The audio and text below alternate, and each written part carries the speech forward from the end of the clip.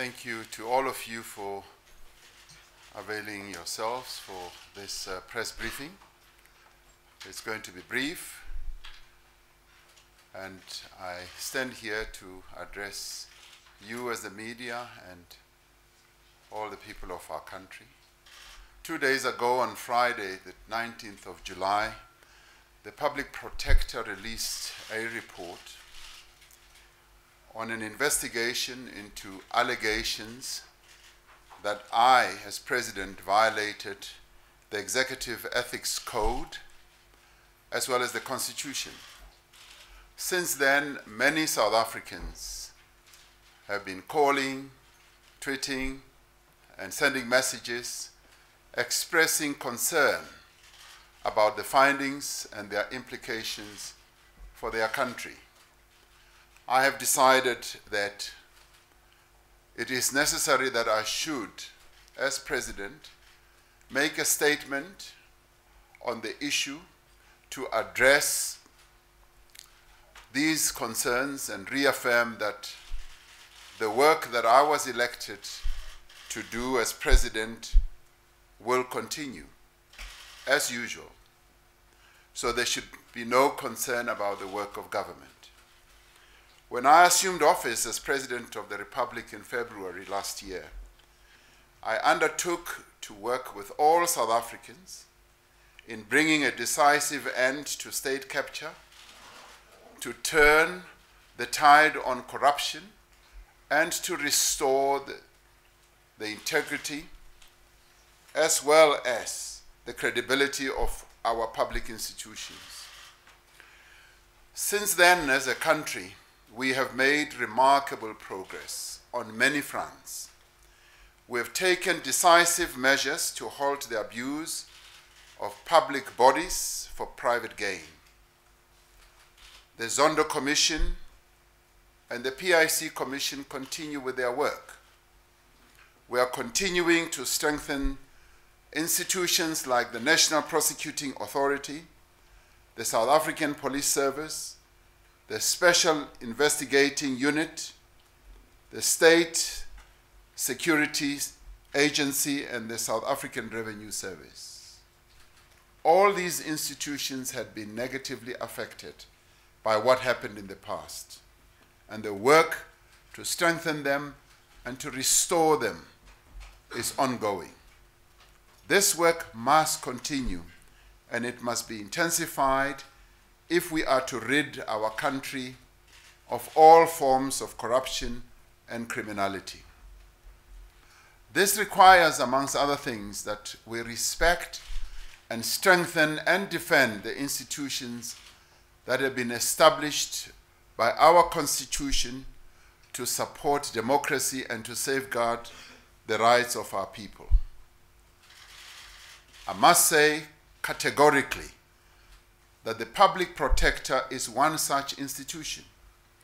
It carries a constitutional responsibility to investigate any allegations of improper conduct in state affairs or public administration, as well as having the power to take remedial action. It is essential that the Public Protector enjoys the confidence of South Africans, that office acts impartially, without prejudice or favor, and that it is an office that is above reproach. It is essential that the Public Protector acts independently within the law and according to our Constitution. As I indicated on Friday, 19th July, the Public Protector released a report in which she concluded that I violated the Executive Code of Ethics and the Constitution. The findings of the Public Protector that she has made against me are very serious. They allege conduct that cannot and should not be taken lightly by anyone in our country. It should be a matter of concern for all South Africans that an office such as that of the Public Protector should make findings of such a nature against the head of state. It is therefore essential, as it should be in all investigations, that such findings are based on fact, that they have a sound legal basis, that they are rational, and that they have been arrived at through a fair, impartial, and lawful process. Unfortunately, the report released by the Public Protector falls short and fails to satisfy all these crucial requirements. After careful study, I have concluded that the report is fundamentally and irretrievably flawed. This is strongly confirmed by my legal representatives, who have equally studied the Public Protector's report very thoroughly. The report contains numerous factual inaccuracies of a material nature. The findings we have found are wrong in law, are irrational, and in some instances exceed the scope of the powers of the Public Protector. Furthermore, in failing to provide me with an opportunity to comment on the proposed remedial action, the Public Protector has violated the provisions of the Public Protector Act, the Constitution, and the principles of our common law. Now, given these deficiencies and consistent with our constitutional architecture, it is appropriate that the courts of our country make a final and impartial determination on this matter. I have therefore decided to seek an urgent judicial review of the Public Protector's report, its findings, and its remedial action. I have instructed my legal representatives to prepare an application to this effect as a matter of urgency.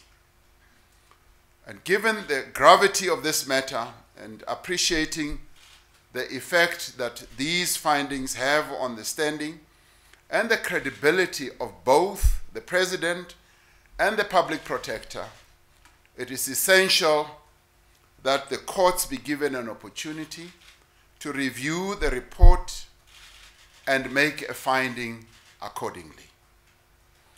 I have decided to take this action not only to protect the rights that the Constitution affords me as a person, but also to preserve the integrity of the office that I occupy. I've decided to take this action not out of disrespect for the Public Protector as a crucial institution of our democracy, but in the expectation that the institution will ultimately be strengthened by an independent and impartial judicial review. My decision to seek a judicial review of this report should by no means be seen as a comment on the person who occupies the office, the competence or motives of the Public Protector.